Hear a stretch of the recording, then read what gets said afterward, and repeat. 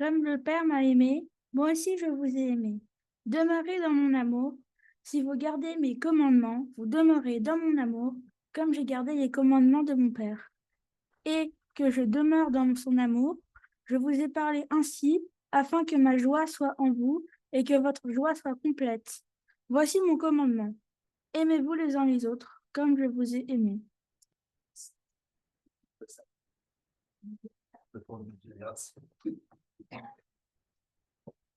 Merci à toi pour la lecture de l'Évangile de Jean, qui sont donc les paroles de Jésus lui-même.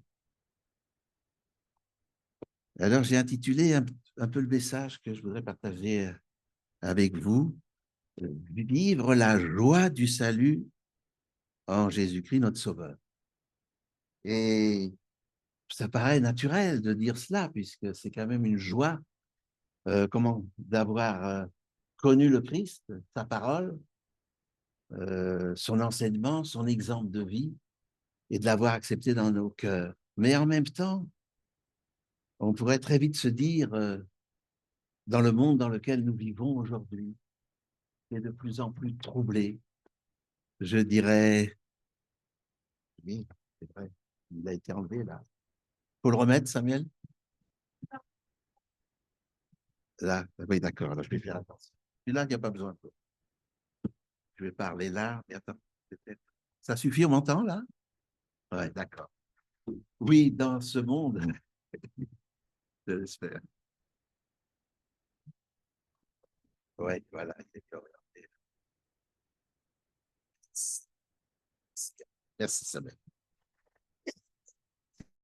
Évident, c'est pas toujours évident d'être joyeux, parce que la vie est difficile au niveau personnel parfois, hein, à travers, je dirais, l'émoi qu'a vécu, par exemple, j'en faisais allusion à l'instant, Mamsou, la nièce à Céline, qui est seule, avoir cette difficulté à retrouver du travail, alors qu'on désire travailler, c'est une angoisse, puisqu'il y a un loyer à payer, il faut manger tous les jours, la vie est quand même de plus en plus cher, les prix s'envolent bien souvent, et ce monde est anxiogène. Mais en même temps, nous ne sommes pas sans espérance, bien sûr, mais la situation peut paraître paradoxale, je dirais, parce que quelque part,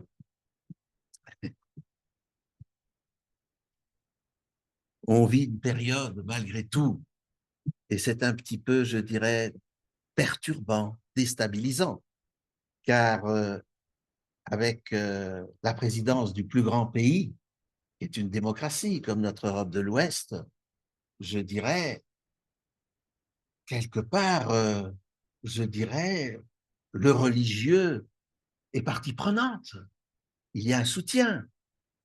Et on est surpris, malgré tout, je dirais, de certaines choses qui se passent, où la démocratie a tendance à passer un peu aux oubliettes, je dirais. Le monde, en tout cas, qu'on a connu, je dirais, bien imparfait. Il faut bien le reconnaître, car ce monde est imparfait. Mais aujourd'hui, je dirais, il y a de quoi être déstabilisé.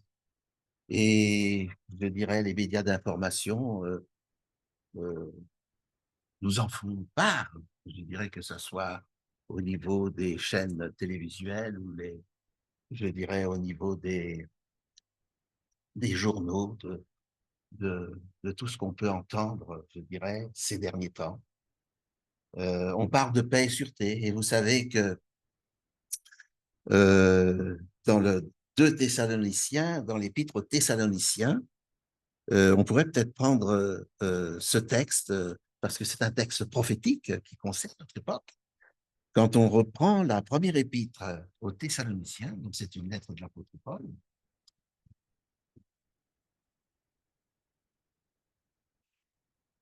prenons ensemble donc le texte, 1 Thessaloniciens au chapitre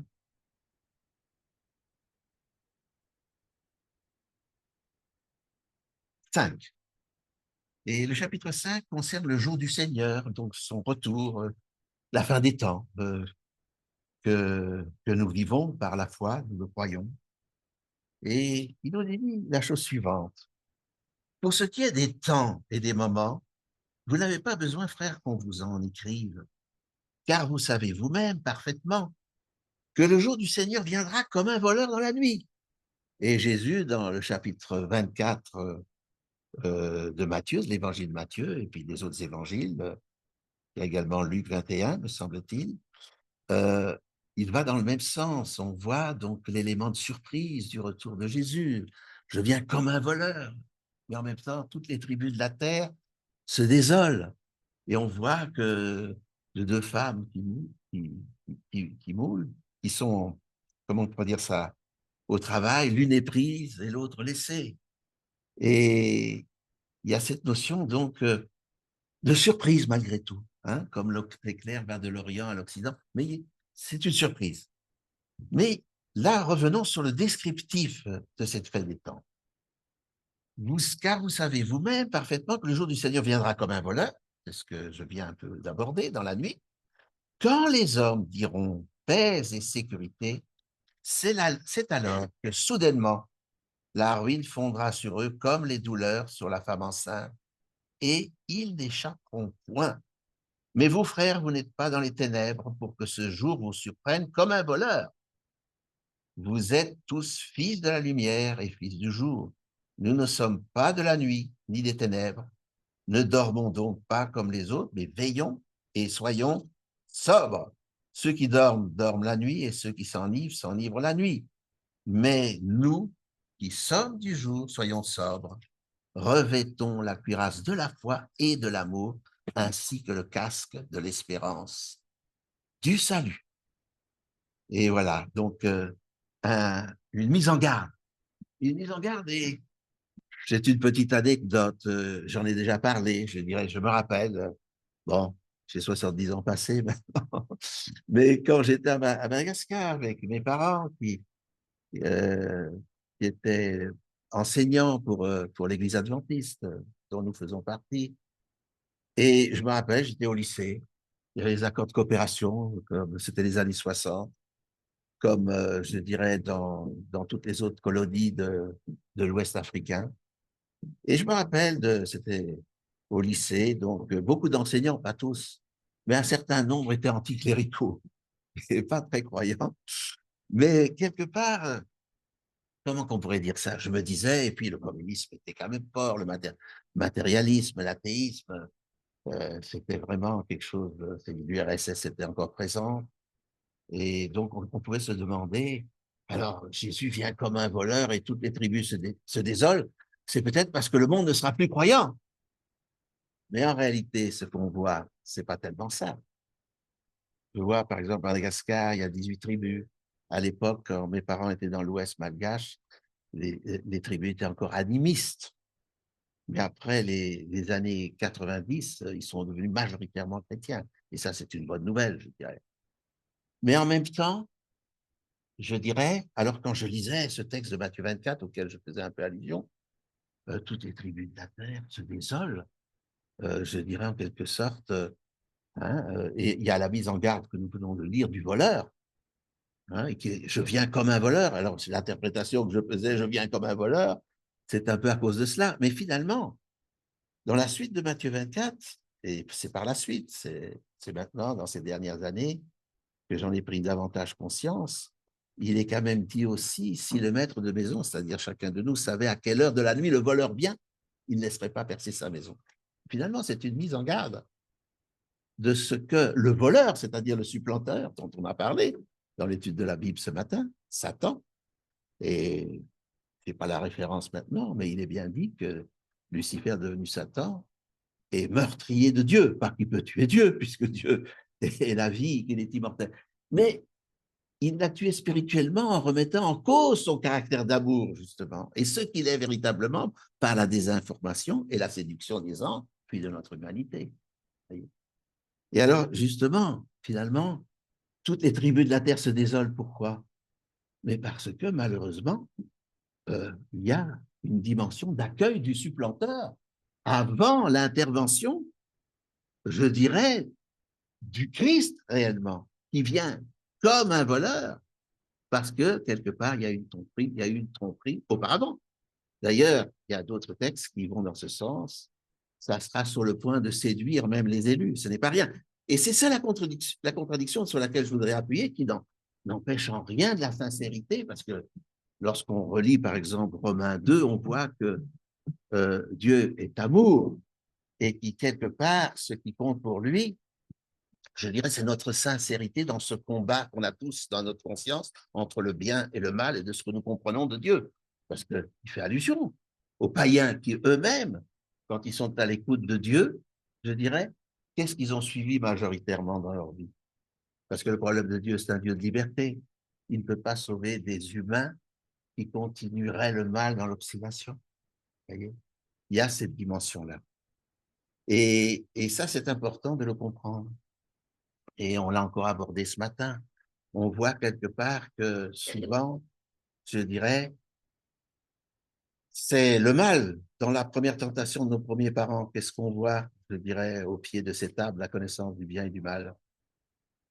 Lucifer, devenu Satan, ne remet pas en cause, je dirais, le bien et le mal, mais il déplace le curseur. Hein? Il dit à Ève, non, vos yeux vont s'ouvrir et c'est vous qui allez déterminer ce qui est bien et mal.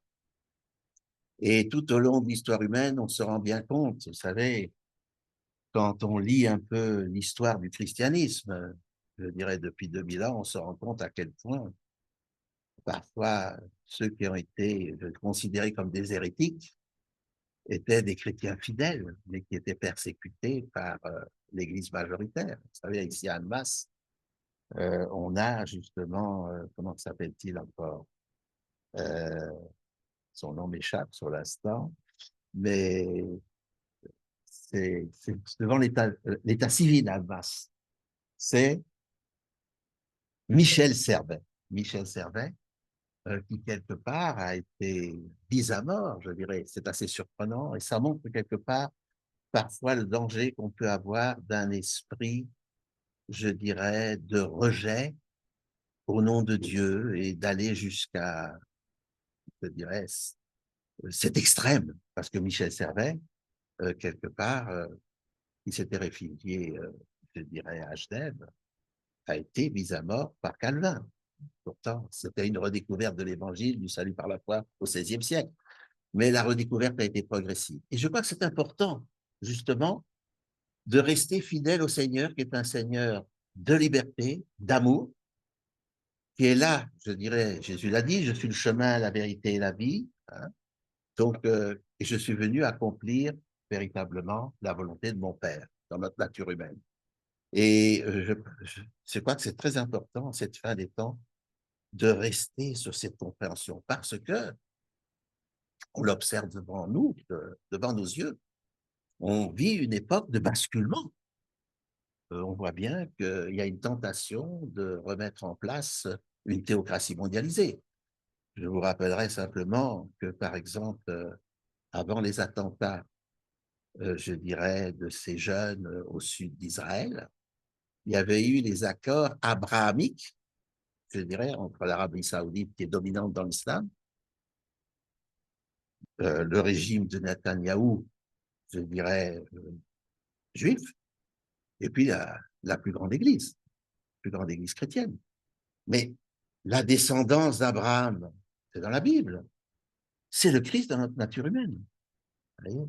Donc, c'est de nouveau, je dirais, vouloir faire des alliances humaines avec faire revenir la religion dans la politique et l'économie, mais pas forcément tout à fait avec l'esprit du Christ, avec une démarche d'obligation. Et je vous rappellerai, je veux dire, la révélation faite à Jean, l'Apocalypse, quand vous lisez Apocalypse 14 et vous lisez Apocalypse 18, vous voyez bien qu'il y a à la fois l'adoration de la marque de la bête et le sceau de Dieu. La marque de la bête, c'est à la fois sur la main et sur le front, ça veut dire que ça peut être de l'opportunisme, la main. Hein. Et le front, c'est y croire, mais le sceau de Dieu, c'est que sur le front. Parce que quelque part, il faut rester fidèle au Seigneur. Le passé nous l'a montré. Vous savez, en France, je dirais, ben, nous avons les musées de l'Inquisition. Hein. Il n'y a qu'à les visiter. Tout ce qui n'a pas été fait au nom de Dieu. Voyez. Donc ça, c'est une réalité. Mais après, Ce qui est important, c'est pour ça que c'est le choix individuel qui est important et de bien comprendre le caractère de Dieu. Dieu est amour. Dieu respecte notre liberté. Il est là, il frappe à la porte de nos cœurs. Et le sujet, justement, que je voulais un peu développer, c'est cette notion de joie malgré une situation difficile, professionnelle, au niveau individuel, collectif. Mais en même temps, à être prudent avec ce qui est en train d'arriver au niveau mondial. On pourrait avoir l'illusion que ce retour de la religion est une bonne chose, mais pas forcément. C'est une bonne chose si c'est avec l'Esprit du Seigneur. Mais si c'est avec un autre esprit, ça ne l'est pas forcément. Parce que le curseur du bien et du mal est déplacé. Lucifer a toujours fait, Lucifer devenu Satan. Le mal grossier est le mal subtil devient un peu le bien. C'est une espèce d'équilibre entre des choses qui sont en partie contradictoires. Et le bien véritable est mis dans le même sac que le mal. L'histoire nous l'a appris, je dirais. Et quelque part, il nous faut rester confiants, joyeux, parce que le Seigneur nous sauve. Quand on lit, par exemple, et je vous invite à le faire, dans l'évangile de Jean, il y a de quoi être joyeux. Au chapitre 5 de Jean, c'est les paroles de Jésus. Que nous dit-il? Je relis un petit peu en revenant un peu. Alors, il est dit la chose suivante, à partir du verset 22. Le Père ne juge personne, mais il a remis tout jugement au Fils, afin que tous honorent le Fils comme ils honorent le Père. Celui qui n'honore pas le Fils n'honore pas le Père qu'il a envoyé. En vérité, je vous le dis, celui qui écoute ma parole et qui croit à celui qui m'a envoyé a la vie éternelle et ne vient pas en jugement, mais il est passé de la mort à la vie. Et vous savez très bien que la Bible enseigne que la première mort est un sommeil dont on se relève tous, mais les uns, je dirais, pour la vie éternelle et les autres, malheureusement, je dirais, pour la mort définitive. Parce qu'ils l'auront choisi. Mais, et quelque part, c'est pas, ne l'oublions pas, euh, ni le Fils, ni le Père nous juge, c'est la créature, les créatures angéliques, puis les créatures humaines, qui se sont permis de juger Dieu. Et quelque part, il a accepté d'être mis en jugement et la venue du Fils dans notre nature humaine est là pour, on en a fait un peu allusion, pour nous montrer son véritable caractère et ce qu'il est et comment est l'autre qui a initié le mal. Et c'est finalement le choix que nous faisons qui fait la différence. Il y a de quoi être dans la joie, malgré les difficultés, parce qu'il pleut sur les bons comme sur les mauvais. On en a fait allusion. Voyez, les temps qui arrivent ne sont pas des temps faciles, mais quelque part, nous avons la joie dans le cœur parce que le Seigneur nous a fait une promesse. Il vous est avantageux que je m'en aille, je m'en vais vous préparer une place pour que là où je suis, vous y soyez aussi. Et vous savez, la symbolique qu'il y a dans la Bible, il est à la fois notre frère humain, mais en même temps, que nous soyons hommes ou femmes, ça n'a rien à voir avec des notions, je dirais, de sexualité, bien sûr, mais relationnelles. Il est notre fiancé qui nous tend toujours la main, malgré que nous sommes tous pécheurs. Bien souvent, nous le trompons avec notre amant le diable. L'imagerie est dans la Bible. Mais il nous tend toujours la main. Et il a scellé les fiançailles dans le sang, à la croix. Et il reviendra pour venir nous chercher. Mais dans la mesure où nous sommes dans une démarche, quelque part, d'accepter, je dirais, qu'il nous transforme. Il est toujours prêt à nous pardonner. Rappelez-vous à la question des disciples, combien de fois faut-il pardonner? 7 fois? Non, 70 fois, 7 fois. Et vous savez que c'est un chiffre de la plénitude, donc ça veut dire autant de fois qu'il le faut lorsque on nous demande pardon, ou je dirais lorsque nous avons péché, que nous demandons pardon à ceux que nous avons offensés ou au Seigneur. Et je voudrais un petit peu revenir, je dirais également, euh, comment on pourrait dire cela, sur un petit livre qui est là, euh, dans notre petite bibliothèque, et je l'ai pris un peu dans la main. Ce matin, je ne l'avais pas forcément, je dirais, tellement lu, Et j'ai trouvé très bien. C'est le guide des enfants pour comprendre le caractère de Dieu, euh, d'un certain Mullins. Je crois il est proche d'Adrian Ebens, dont Marc Fury, qui est membre de notre Église, a traduit en français pas mal de livres. Et c'est très intéressant parce que, je dirais, donc, comprendre le caractère de Dieu, c'est très intéressant cette fin des temps. Je vous dirai pourquoi. Parce que rappelez-vous, et je l'ai dit plusieurs fois, souvent, mais je crois que c'est important, l'apôtre Paul, je dirais, qui a persécuté les premiers juifs devenus chrétiens, d'ailleurs 3 ans et demi après la mort, la résurrection, l'ascension du Christ, à la lapidation d'Étienne. Il croyait faire la volonté de Dieu. Mais c'est après le chemin d'Amos, lorsqu'il a entendu cette voix du ciel, Saul, Saul, il te serait dur de regimber contre l'aiguillon. Je suis Jésus que tu persécutes. C'était un homme sincère. C'est pas pour rien qu'il s'était révélé à lui. Il a fait le volte-face. Et c'est lui qui dira, je dirai dorénavant, le juif, c'est celui qui a la foi d'Abraham. Et la foi d'Abraham, Abraham, la véritable foi d'Abraham, dont Abraham était un exemple, c'est Jésus dans la nature humaine. Les textes sont là. Et ce qu'il faut regarder là-dedans, c'est lui qui écrira aussi dans l'Épître aux Corinthiens, ces païens devenus chrétiens, en parlant dans 2 Corinthiens 3 du ministère de la mort, il dira, il est glorieux, c'est-à-dire ces lois de Moïse, pensant faire la volonté de Dieu en mettant à mort pour les péchés les plus graves, l'adultère et d'autres choses. Il est glorieux parce que l'intention est bonne, mais le voile qu'on a sur les yeux ne disparaît qu'en Christ. Et c'est d'autant plus important dans cette fin des temps parce que la théocratie mondialisée arrive dans un pouvoir, je dirais, on le voit bien. Vous savez que aujourd'hui, il y a eu une rencontre entre Poutine, je dirais, et Trump. Donc, là-bas, je dirais à la limite est, c'est, comment ça s'appelle encore? C'est, comment? Au Labrador. Voilà, ça, tout d'un coup, ça m'arrive d'avoir des... Et c'est intéressant de voir cela, parce que quelque part, on est dans cette démarche de trouver une unité, je dirais, mondialisée avec un retour de la religion. Mais est-ce que c'est avec le caractère de Jésus qui a révélé son Père? Non, c'est toujours dans l'illusion de l'esprit de l'Ancienne Alliance. Vous voyez bien toutes ces guerres qui se font, voyez? Et quelque part, c'est un équilibre qu'on essaye de trouver avec une entente des plus puissants. Voyez? Et c'est pour ça que quelque part, eh oui, ça sera sur le point de séduire même les élus parce que c'est quelque chose, on pourrait se dire que un retour du religieux, ben, c'est quelque chose de mieux. Le pouvoir théocratique, s'il n'est pas guidé par l'Esprit du Seigneur, c'est pire parce que, je dirais, qu'est-ce qu'il est dit? Liberté pour la vérité.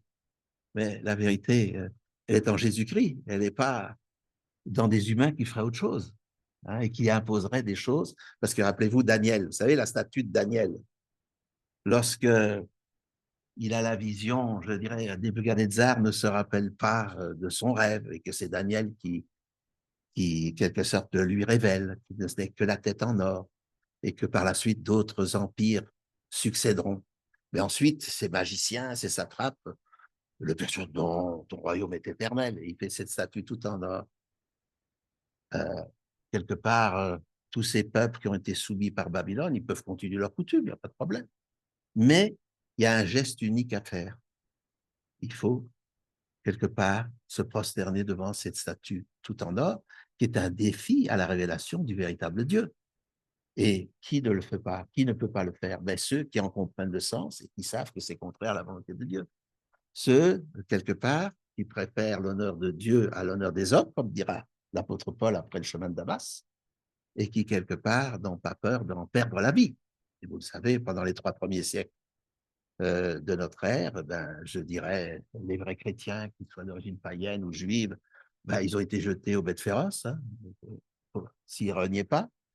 Et ensuite, par la suite, pendant plus de 1000 ans, je dirais, ça n'a pas toujours été plus brillant. Rappelez-vous, en France, dans notre France, les Cathares ont disparu au XIIe siècle parce qu'ils n'ont pas eu de soutien. Au XVIe siècle, Calvin et Luther, c'est parce qu'ils ont eu le soutien des rois qu'ils n'ont pas disparu. Voyez. Et donc, cette interaction qu'on a eue entre l'Amérique protestante Et la démocratie européenne était un moindre mal, parce que c'était des règles communes pour tout le monde, et croire ou ne pas croire du domaine privé. Mais c'est ça qui est en train de disparaître sous nos yeux. Alors, c'est pas évident. C'est pas évident lorsqu'on veut véritablement rester fidèle au Seigneur et d'être joyeux en sachant ces dimensions prophétisées dans la parole de Dieu, qui nous mettent en garde justement pour rester fidèle au Seigneur, quoi qu'il arrive. Et bien en même temps, je dirais, et je reprendrai ce petit guide parce que je l'ai trouvé vraiment formidable pour transmettre à nos enfants. Et voilà, euh, par exemple, là, la première page, c'est enfantin, mais c'est très, très riche et très profond. Alors, la question qui est posée aux enfants, hein, on le voit à travers l'image, que ferait Jésus? Lorsque tu penses au caractère de Jésus, quels mots viennent à ton esprit? Bonté, amour, douceur, pardon, et pourquoi pas bienveillant? Maintenant, pense à des mots qui décrivent Dieu, notre Père céleste. Ces mots sont-ils différents ou identiques? Penses-tu que Dieu agisse différemment de son fils Jésus? Un jour, l'un des amis de Jésus, nommé Philippe, lui a demandé de leur montrer comment le Père agit. Voilà ce que Jésus a répondu. Et c'est tiré de Jean 14, verset 9. Il y a si longtemps que je suis avec vous et tu ne m'as pas connu. Philippe, celui qui m'a vu a vu le Père. Comment dis-tu? Montre-nous le Père. C'est une vérité très importante que Jésus nous a dite. Notre Père céleste n'agit pas différemment de Jésus. En fait, c'est la raison pour laquelle Jésus est venu dans ce monde. Il est venu pour nous montrer exactement comment notre Père agit. Une nuit, alors que Jésus priait, il dit ceci à son Père: je t'ai glorifié sur la terre, j'ai achevé l'œuvre que tu m'as donnée à faire. Jean 17, verset 4. Que voulait dire Jésus lorsqu'il dit qu'il avait glorifié son Père? Cela signifie qu'il nous a montré comment notre Père agit. Tout ce que Jésus a dit et fait a glorifié son Père. As-tu déjà vu ces trois lettres écrites comme ceci? Ces lettres, c'est QFJ, ces lettres sont une manière abrégée de nous poser une question. Sais-tu quelle est cette question? Que ferait Jésus à ta place? Et c'est la bonne question, je pense, qu'il faut constamment se poser. Alors, il y a aussi, et je vous invite à prendre la Bible avec moi parce que Jésus va très vite, très loin dans l'amour. Aimer Dieu, aimer ses frères, aimer ses amis, Jésus dira, les païens le font aussi. Mais lorsqu'on prend l'évangile de Matthieu, par exemple, et je vous invite à le faire avec moi, que nous dit Jésus?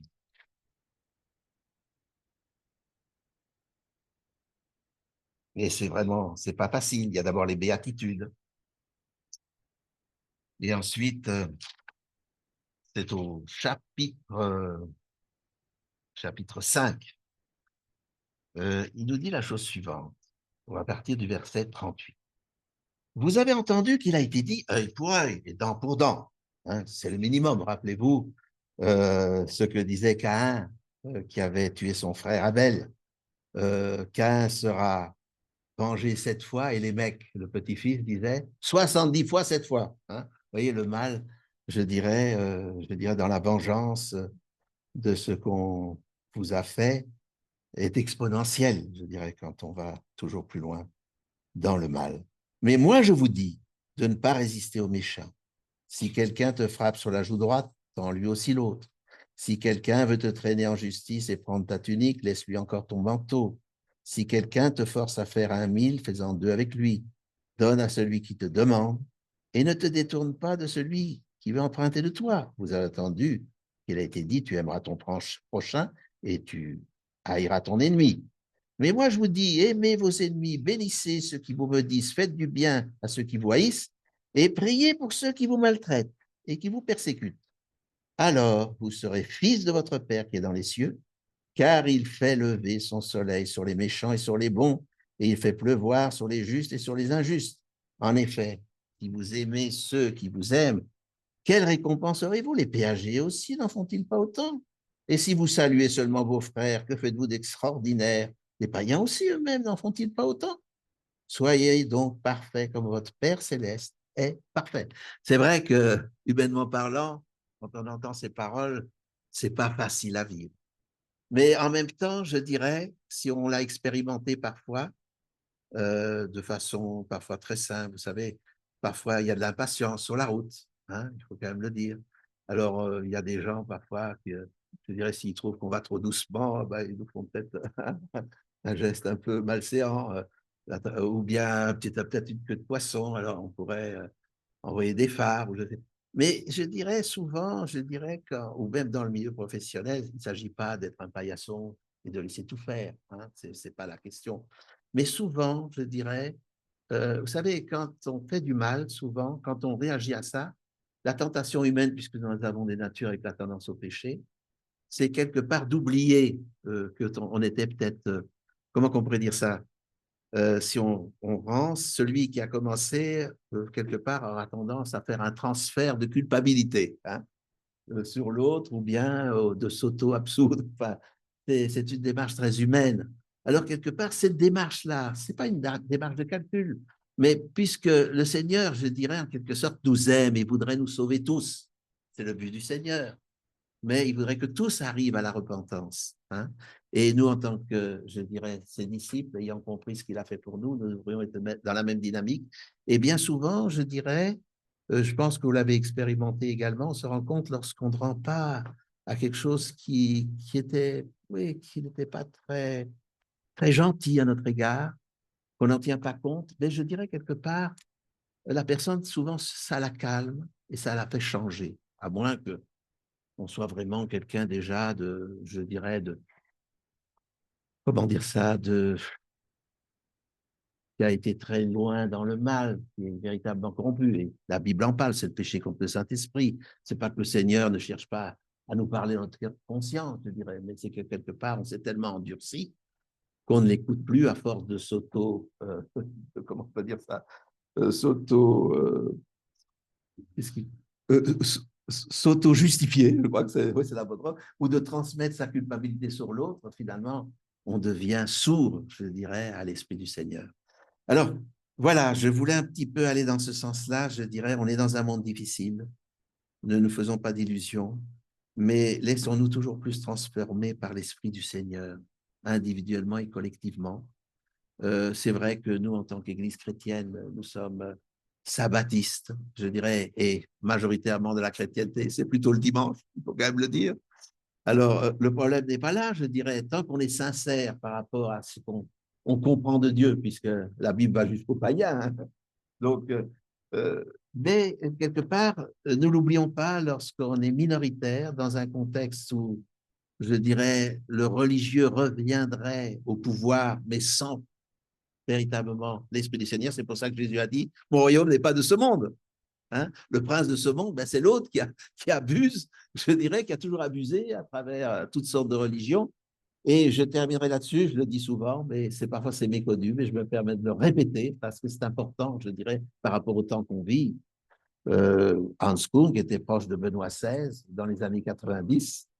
Il a fait signer un document, je dirais, dans le cadre de l'ONU, de toutes les religions, comme quoi elles sont toutes issues du même courant moral et spirituel inhérent au cosmos.